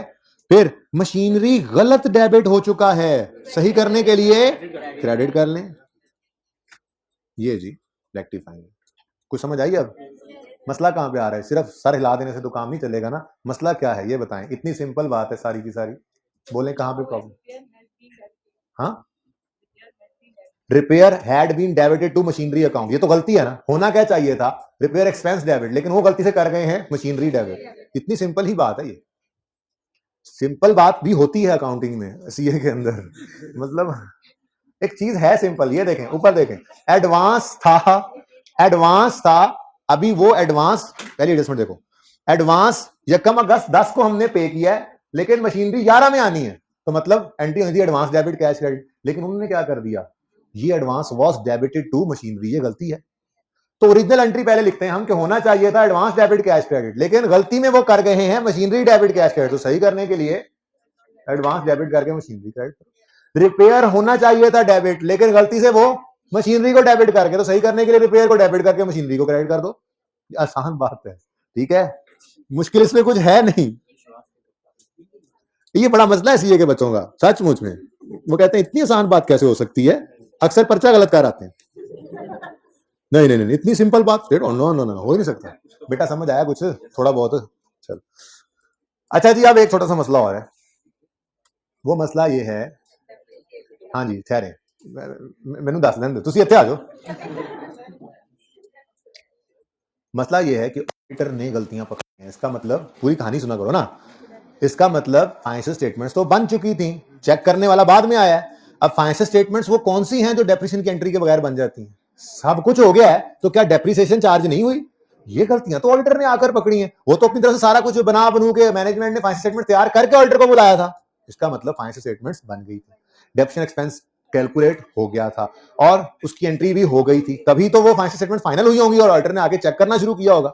अब ये जो गलतियां हमने अब पकड़ी हैं, इनके ऊपर डेप्रिसिएशन के इंपैक्ट भी तो गलत निकल चुके हैं। जैसे लंबी कहानी, पूरी कहानी अगर देखें तो एक मशीनरी गलती से डेबिट हो गया, मशीनरी एक एसेट गलती से डेबिट हो गया, एक एसेट गलती से डेबिट हो गया, नहीं होना चाहिए था ना। अब जो ये गलती से डेबिट हुआ है, तो इस वजह से डेप्रिसिएशन भी चार्ज हो गई, जो कि गलत है, तो सही करने के लिए अब डेप्शन को रिवर्स कर दें, डेप्शन को रिवर्स, ये है लंबी सोच। और एक है इसका शॉर्टकट, वो शॉर्टकट क्या है, आके रेक्टिफाइंग एंट्री में देखो, रेक्टिफाइंग एंट्री में एसेट क्या हो रहा है, क्रेडिट यानी कम, अगर एसेट कम हो रहा है तो डेप्रिसिएशन भी कम कर दो, यानी रिवर्स कर दो, ये बोला था ना। फिर शुरू से जरा एक बार, लंबा कट, लॉन्ग कट, एक मशीन, एक एसेट डेबिट नहीं होना चाहिए था, गलती से हमने उसको डेबिट कर दिया, जब डेबिट कर दिया एडिशन बन गया ना, तो उसको हमने डेप्रिशिएट भी कर दिया, जो कि गलत है। तो अब इस डेप्शन को क्या करो, रिवर्स यानी कम, डेप्शन ज्यादा चार्ज होगी तो क्या कर दो, कम। इतनी लंबी सोच, इसकी बजाय शॉर्टकट, रेक्टिफाइंग एंट्री में आकर देखो, एसिड बढ़ रहा है कम हो रहा है, एसिड क्रेडिट हो रहा है यानी कम हो रहा है, अगर एसिड कम हो रहा है तो डेप्शन को भी कम करो, बस इतनी सी सोच। अगली बात, डेप्शन बढ़ाने की एंट्री तो मुझे आती है, कम करने की तो मुझे आती ही नहीं है, रिवर्स कर लेंगे। डेप्शन बढ़ाने की एंट्री बताओ क्या होती है, depreciation expense debit, accumulated depreciation credit. अब इसको रिवर्स करने की एंट्री क्या बन गई, accumulated depreciation debit, depreciation expense credit, ठीक है। अब अगली बात, किस कॉस्ट पर गलत डेप्शन चार्ज हुई होगी, 50 पर। रेट ऑफ डेप्रिसिएशन सवाल ने बताया हुआ है 10%, और ये गलती किस दिन हुई है, यकम अगस्त पर ये एडवांस डेबिट करने की बजाय मुसीबत मारों ने एसिड डेबिट कर दिया, तो यकम अगस्त से डेप्शन गलत चार्ज होना शुरू हुई होगी, अगस्त सितंबर अक्टूबर नवंबर दिसंबर 5 महीने। इसका मतलब अगर शॉर्टकट इसका भी बताऊं ना, तो वो ये होता है कि डेट ऑफ एरर से, डेट ऑफ एरर से ईयर एंड तक कितने मंथ्स हैं, ये 5 महीनों की डेप्रिसिएशन का इंपैक्ट रिवर्स या चार्ज करना पड़ा करेगा, बढ़ानी पड़ेगी कभी, कम करनी पड़ेगी कभी, लेकिन डेट ऑफ एरर से ईयर एंड तक, ठीक है। तो कितने मंथ्स हैं, 5 मंथ्स हैं, ठीक है जी, 5/12। ना ना, वो इसलिए मैं बिल्कुल भी नहीं राउंडिंग करूंगा बच्चों, क्योंकि आप लोगों ने फिर कहना है कि जी हमारा सवाल जो है वो सही से, हमारा सवाल सही से बैलेंस टैली नहीं हो रहा, तो इंटू 5/12 जी, कितना बना टोटल, 2.083, ओके, 2.083, समझ आई जी। चल चलें, अब सेकंड वाले को भी ऐसे ही सोचें, जल्दी से जल्दी करें और डेप्शन इंपैक्ट निकालें, जल्दी करें।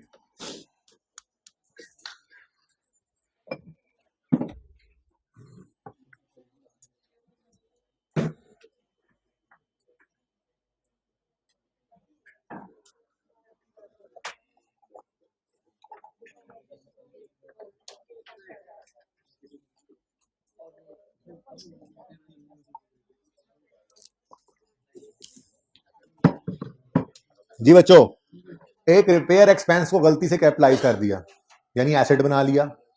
अब जब ये गलत एसेट बना होगा तो गलत डेप्शन चार्ज हुई होगी। आज एसेट सही कर लिया है तो गलत डेप्शन जो चार्ज हुई है इसको भी क्या करना है, रिवर्स। इतनी लंबी सोच की बजाय शॉर्टकट सोच क्या है, रेक्टिफाइंग एंट्री में आकर देखो एसेट बढ़ रहा है कि कम हो रहा है। अगर एसेट बढ़ रहा हो तो डेप्शन को भी बढ़ा लेना, कम हो रहा हो तो डेप्शन को भी कम कर लेना। तो हमारी रेक्टिफाइंग एंट्री में एसेट क्रेडिट हो रहा है यानी कम हो रहा है, तो एसेट कम होना है तो डेप्शन भी कम करो। डेप्शन बढ़ाने की एंट्री है, कम करने की एंट्री नहीं है, तो कोई बात नहीं, बढ़ाने वाली एंट्री को ध्यान में रखते हुए रिवर्स कर दो। तो क्यूमुलेटिव डेप्शन डेबिट और डेप्रिसिएशन एक्सपेंस क्रेडिट। 10 की गलती है, 10% है, और डेट ऑफ एरर, ये गलती हमसे सरजद हुई है 1 अप्रैल 10 पर, और 1 अप्रैल 10 से 31 दिसंबर 10 तक 9 मंथ्स की डेप्रिसिएशन गलत चार्ज हुई है, तो रिवर्स कर दें। गलत गलत का रह गई हो डेप्रिसिएशन चार्ज होना तो चार्ज कर दिया करेंगे, ज्यादा चार्ज हो गई है तो रिवर्स कर दिया करेंगे, यही है, ठीक है। तो इंटू 9/12.7,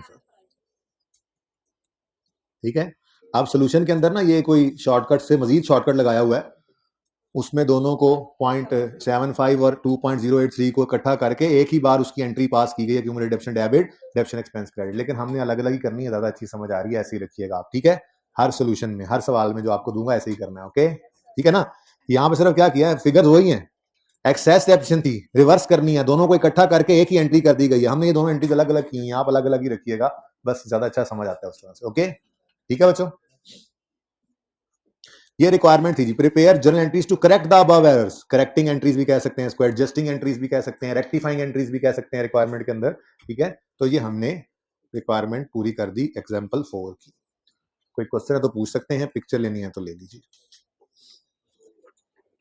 भाई। ये रेक्टिफिकेशन का टॉपिक, और क्या, कुछ भी नहीं है इसमें।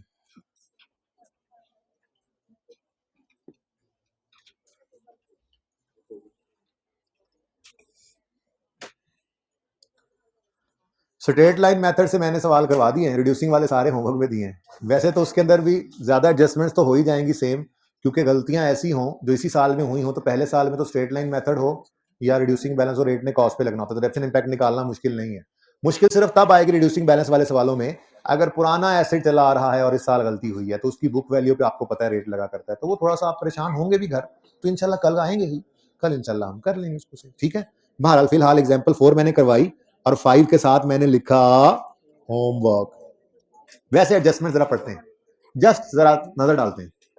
एग्जाम्पल 5 जो आपके होमवर्क में है, एडवांस पेड फॉर मशीनरी, वही डेबिटेड टू मशीनरी अकाउंट, गलती वही वाली है, सेम एडजस्टमेंट 1 तो सेम है, एडजस्टमेंट 1 सेम है।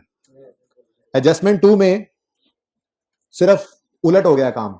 पिछली एडजस्टमेंट, पिछले सवाल में रिपेयर को गलती से कैपिटलाइज किया था, यहाँ पे कैपिटलाइज होने वाले एक्सपेंस को गलती से, कैपिटलाइज होने वाली चीज को एक्सपेंस आउट किया हुआ। क्या कहते हैं, इंस्टॉलेशन पेड फॉर मशीन, यानी मशीन डेबिट कैश क्रेडिट होना था, was wrongly debited to repair, उसको रिपेयर करके कोई मसला नहीं, कर लोगे।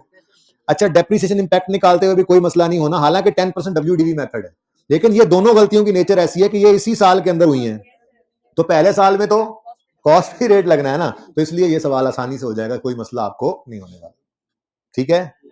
सही है, करोगे तो पता लगेगा। इंस्टॉलेशन जब होगी तभी यूज में आएगा, तो हम उससे पहले डेप्रिशिएट तो कर ही नहीं सकते। और बेटा, इंस्टॉलेशन को डेबिट करना था, मशीन डेबिट कैश क्रेडिट ऐसे करना था ना, लेकिन गलती से वो क्या कर गया, रिपेयर डेबिट कैश क्रेडिट ना, तो बात तो वही है। अब इसमें उलट चीज है, इसमें क्या है, रिपेयर 1 नवंबर को क्रेडिट करना, ये मशीन 1 नवंबर को डेबिट करना था आपने, इंस्टॉलेशन हो गई होगी तभी कॉस्ट आई ना, मशीन चल पड़ी होगी, लेकिन इसको गलती से आपने मशीन की बजाय एक्सपेंस में डेबिट किया। तो जब रेक्टिफाइंग एंट्री में इसको मशीन को डेबिट करोगे सही करने के लिए, तो डेप्शन बढ़ानी पड़ेगी, डेप्शन होने से रह गई है, जाहिर है 2 महीने ही है, 1 नवंबर को गलती हुई है बेटा, 1 नवंबर को ही मशीन आकर इंस्टॉल हुई होगी ना, तो उस दिन से ऑनवर्ड ही डेप्शन होनी है। अब मशीन की कॉस्ट सारी डेप्शन सही हो गई होगी, लेकिन ये गलती से वो एक्सपेंस में डाल गए, ठीक है। वैसे ये सवाल का जवाब मैंने देना नहीं था, क्योंकि ये तो आपका होमवर्क था ना, नहीं होमवर्क है वो, 6 करते हैं चलो।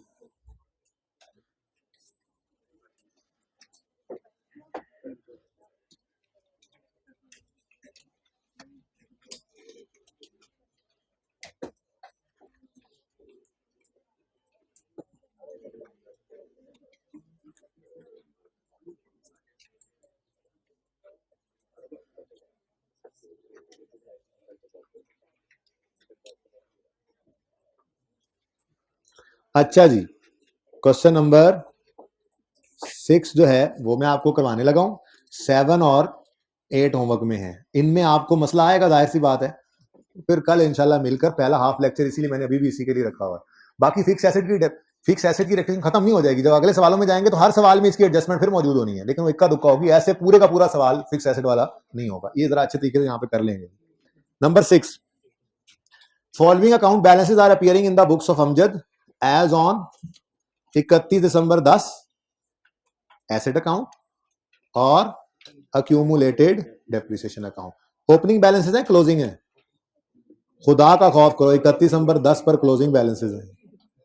अच्छा, following errors were identified, errors were identified by the auditor for the year ended 31 December 10। तो मतलब वही हुआ ना, 10 की बैलेंस शीट बनाई होगी, इनकम स्टेटमेंट बनाई होगी, क्लोजिंग बैलेंसेस में पड़े होंगे, ऑडिटर चेक करने आया होगा, उसने कहा होगा ओह ये भी गलती, ये भी गलती, ये भी गलती। इसका मतलब ये क्लोजिंग्स गलत हैं। गलतियां सही करेंगे तो फिर ये खुद भी ये भी सही हो जाएंगे, ठीक है। तो इसीलिए रिक्वायरमेंट भी आप देखें तो 2 हैं आज। पहली रिक्वायरमेंट है prepare journal entries to correct, यानी करेक्टिंग एंट्रीज करनी है, और उसके बाद prepare adjusted machinery account and adjusted accumulated depreciation account, फिर एडजस्टमेंट भी करनी है इनकी, ठीक है। वो कोई इतना बी रिक्वायरमेंट तो मुफ्त के नंबर हैं, असल काम तो वही है रेक्टिफिकेशन। पढ़ के देखते हैं जी। Number 1, machinery costing. जरा मैं रॉन्ग एंट्री तो छुपा लूं और मैं आपको वापस तो ले जाऊं कौन सी क्लास में, को पहली 5वीं या 6ठी क्लास में जब डिस्पोजल सिखाया था, याद है? वो तो आसान काम है ना। चलो पढ़ के देखते हैं। Machinery costing 50,000, purchase on 1 April 2006, was sold on 30/9/10 for 8,000। Simple disposal है, जर्नल एंट्री, ओरिजिनल एंट्री। होना क्या चाहिए था? करें परफॉर्म, जल्दी करें, हरी आप। आपके पास सिर्फ 1 मिनट है ये एंट्री करने के लिए, this is not a big ask. 1 minute भी ज्यादा दे दिया मैंने। सिंपल डिस्पोजल की एंट्री कई बार जिंदगी में आप कर चुके हैं। चले देख के तो नहीं क्या तब होगी सोल्यूशन। अच्छा,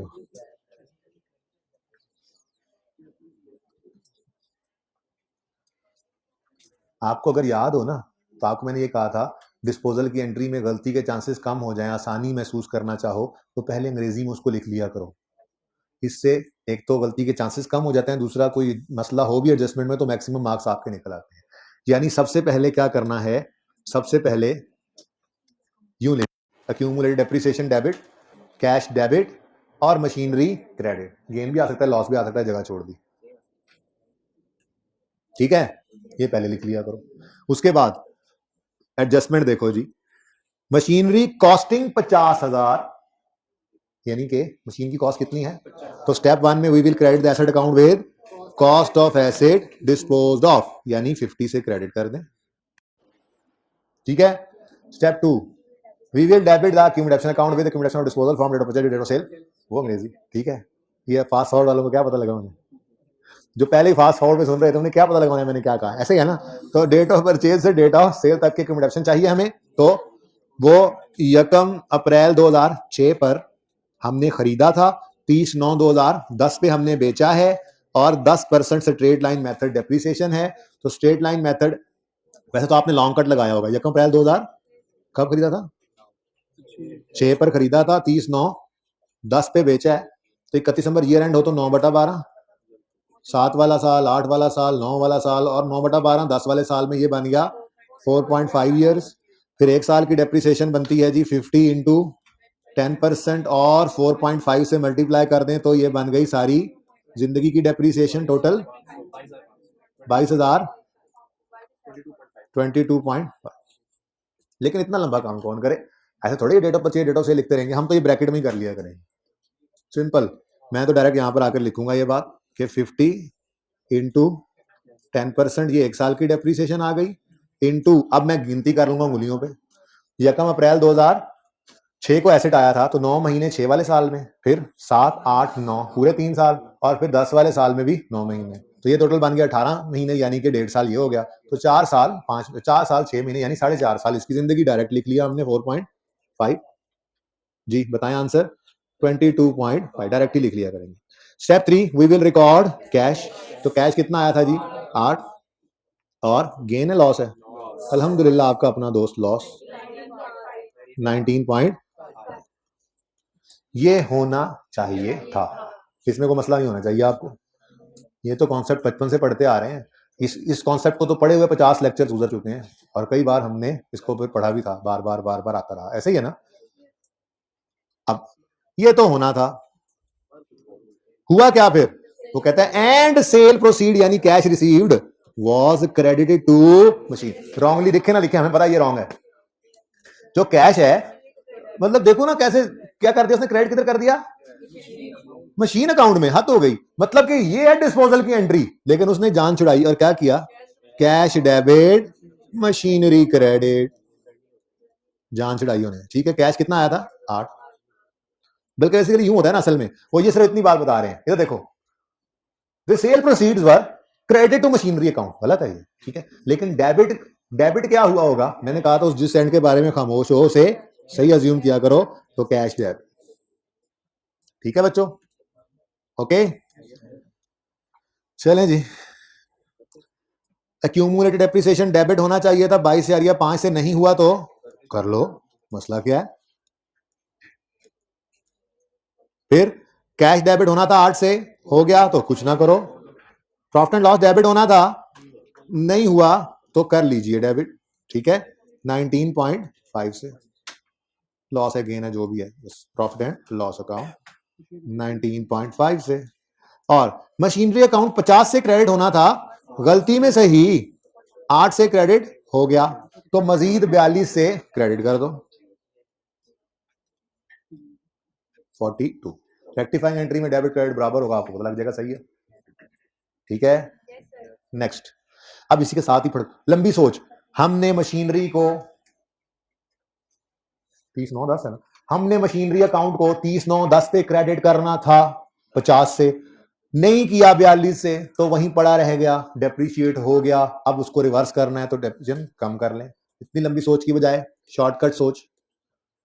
रेक्टिफाइंग एंट्री में आकर देखो मशीनरी अकाउंट क्या हो रहा है, यानी मशीनरी कम हो रही है, तो डेप्रिसिएशन को भी कम कर लें। डेप्रिसिएशन कम करने की entry accumulated depreciation debit, depreciation expense credit.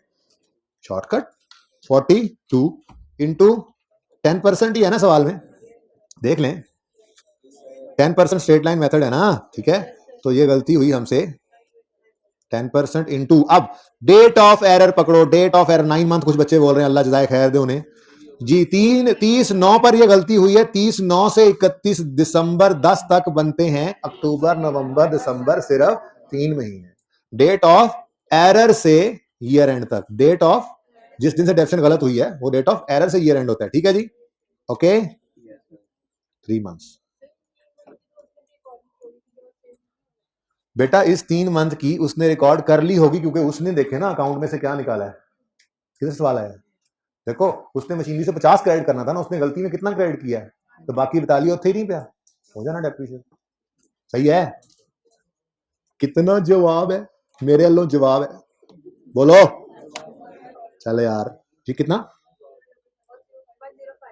ये बेटा 105 का, ये 3/12 भी कर लें 1 पॉइंट, हाँ ये बताएं ना 1.05। ठीक है बच्चों, चलो अब टाइम नहीं लगाना। आप ओरिजिनल एंट्री करते हुए 30 सेकंड लगेंगे आपको। ये तो अब देखो थोड़ी तरक्की होनी चाहिए ना। सिंपल मशीन पर रकम जनवरी 8 having cost of 10,000 is sold on 30 June 10 at a gain of 3,000। जल्दी करें यार, अब ये काम में आपको देर लगे तो शर्म आनी चाहिए, डूब मरने का मकाम हो आप लोगों के लिए। जल्दी करें, ओरिजिनल एंट्री करें, हरी आप। कौन है केड़ा? आवाज नहीं आ रही, आवाज नहीं आ रही इस बच्चे की मुझे अभी तक। भाई जल्दी से इधर ही आ जाओ उठ के, लेकिन तुम बैठे भी कोने पे हो, वैसे तो नहीं आया जाना अभी, जरा माजरत। अच्छा भाई साहब, इसके बारे में कुछ कह रहे हैं कि ये रिपीट कर दूं? भाईजान डेप्रीसिएशन 50 रुपए जब एसेट अकाउंट में से क्रेडिट हो जाने थे 30/9/10 पे, तो उसके बाद इस 50 पे डेप्शन चार्ज नहीं होनी थी, क्योंकि एसेट अकाउंट में से इसने निकल जाना था। समझ आती है बात की?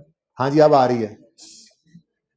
अच्छा अभी सुनते रहो। फिलहाल 50 रुपए पर डेप्रीसिएशन रुक जानी थी 30/9/10 पे, जब अगर ये क्रेडिट हो जाता तो लेकिन गलती से कितना क्रेडिट हुआ है? सिर्फ 8। तो बाकी वही पड़ा रह गया ना एसेट अकाउंट में, तो ये पड़ा रह गया तो उस पर डिडक्शन चार्ज होगी। सिंपल सी बात है। किस दिन से आगे तक कोई एतराज नहीं था हमें?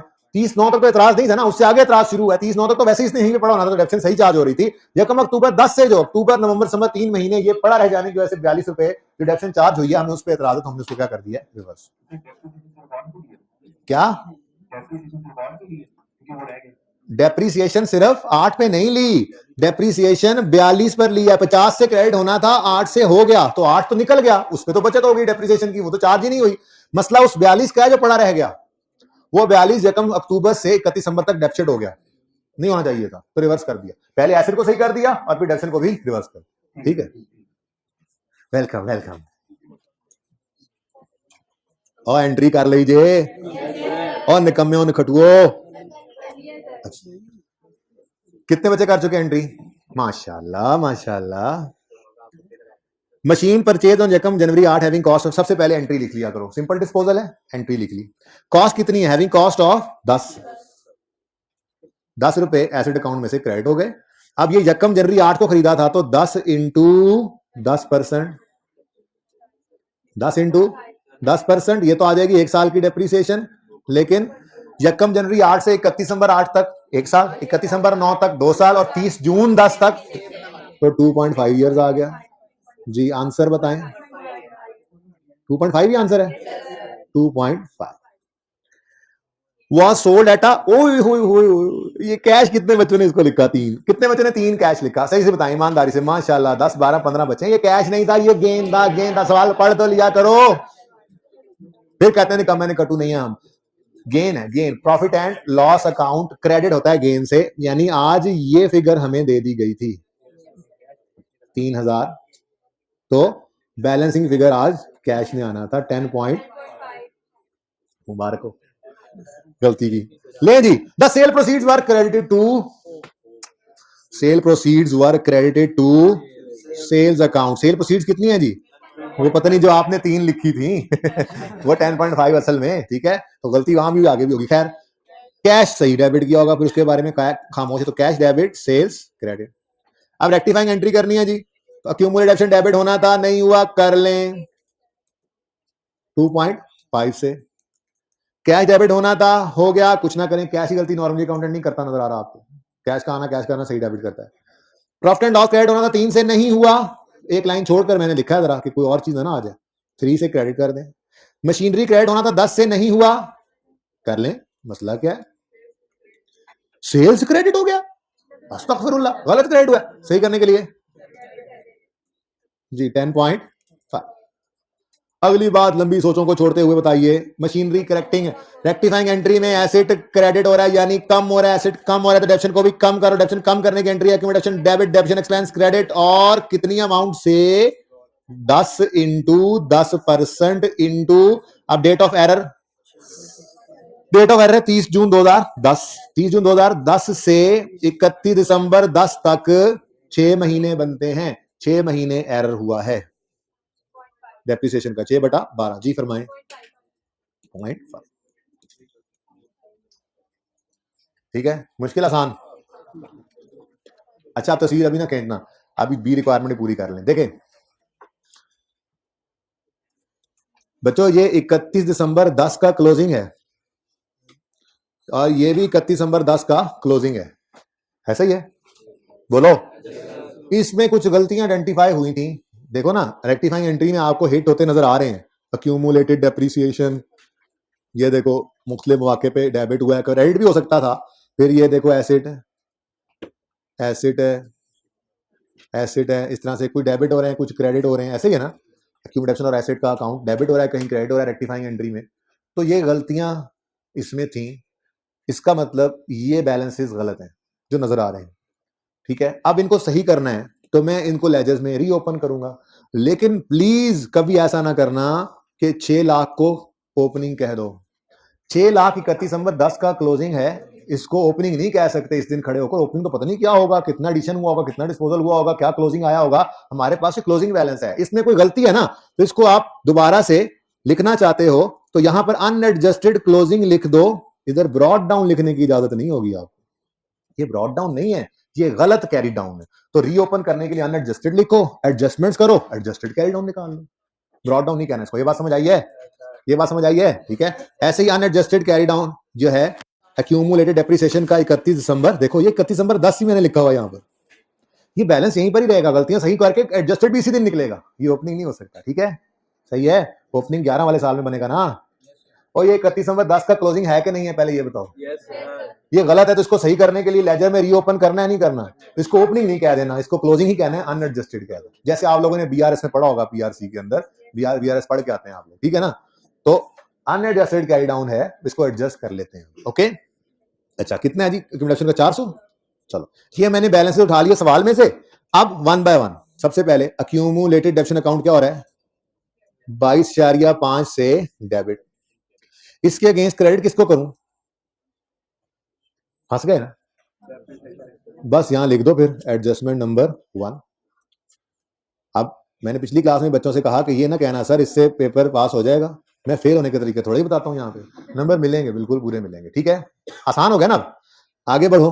Plant and machine, plant profit and loss account debit हो रहा है, लेकिन प्रॉफिट एंड लॉस अकाउंट में बना नहीं रहा फिलहाल, रिक्वायरमेंट नहीं है, वरना इसको डेबिट कर देते। तो ठीक है ना, आगे बढ़े। मशीनरी अकाउंट 42 से क्या हो रहा है? क्रेडिट। और यहां पे क्या लिख देंगे हम? Adjustment number 1। ठीक है, डन। आगे बढ़ते हैं। पहली रिक्वायरमेंट, पहली एडजस्टमेंट हो गई। अब इसका डेप्शन इंपैक्ट आ गया। अक्यूमुलेटेड डेप्शन का अकाउंट क्या हो रहा है? डेबिट। और उसके अगेंस्ट डेप्रिसिएशन एक्सपेंस क्रेडिट हो रहा है, एक ही है ना, लिख लो, इसमें तो कोई मसला नहीं, सॉरी 1.05। ठीक है, फिर डेप्शन एक्सपेंस प्रॉफिट एंड लॉस का आइटम है, वो मैं बना नहीं रहा। आगे बढ़ते हैं। सेकंड एडजस्टमेंट, एक्यूमुलेटेड डेप्रिसिएशन 2.5 से डेबिट हो रहा है, इसके आगे लिख लो, समझ तो आ नहीं रही क्या डेबिट क्रेडिट करना है, तो बस एडजस्टमेंट 2 लिख लो। सेल्स क्या, इसने क्या कहा लड़के ने? क्या कर लें? क्यों 3 करें? अभी तक कुछ 3 किया है। अच्छा, sales profit and loss item, profit and loss account वाला लॉस या गेन, प्रॉफिट एंड लॉस का आइटम वो बना नहीं रहे। और मशीनरी क्रेडिट 10 से, एडजस्टमेंट नंबर 2। और एंड पे accumulated depreciation debit, depreciation expense credit, ये इंपैक्ट भी आ गया डेप्रिसिएशन। ठीक है, अब बस सवाल खत्म है। एडजस्टेड कैरी डाउन बैलेंसिंग निकाल दो। गलतियां सही करने के बाद, गलतियां सही करने के बाद adjusted carry down asset account का कितना आ रहा है? 548। गलतियां सही करने के बाद ये क्लोजिंग बैलेंस है, क्लोजिंग क्लोजिंग ही रहा, अनएडजस्टेड से एडजस्टेड कर दिया। ठीक है, और यहाँ पे 0.45 ये भी एडजस्टेड आ गया। ठीक है जी, ओके। ये आप पिक्चर आप बनाना चाहें तो बेशक बना लो।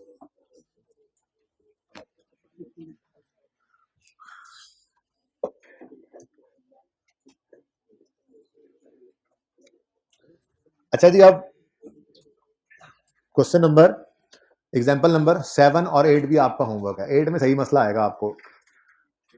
रिड्यूसिंग बैलेंस मेथड जो है उसमें बस ध्यान ये रखना होगा कि जैसे पुराना एसिड चला आ रहा होगा ना, जैसे ये वाला एसिड था जिसकी कंडक्शन आती है, तो उसमें जरा डेप्शन इंपैक्ट निकालते हुए आपको मसला आएगा, उसके अलावा कोई मसला नहीं आएगा। तो उसके अलावा वाला सवाल आप सही कर लेंगे। डेप्शन इंपैक्ट निकालते हुए जरा थोड़ा सा ध्यान करना पड़ेगा कि डेप्शन इंपैक्ट जो है वो बुक वैल्यू पर रेट लग कर निकलना होगा, कॉस्ट पे नहीं लग सकता, इसलिए वो शॉर्टकट नहीं चलेगा जो लगा रहे थे हम अभी तक। ठीक है, तो एग्जाम्पल 7 और एग्जाम्पल 8 भी होमवर्क में है। तो एग्जाम्पल 5, 7, 8 होमवर्क में आ गई, और वो क्वेश्चन प्रैक्टिस के भी 2 थे। जिंदगी रही तो कल होगी मुलाकात। अल्लाह।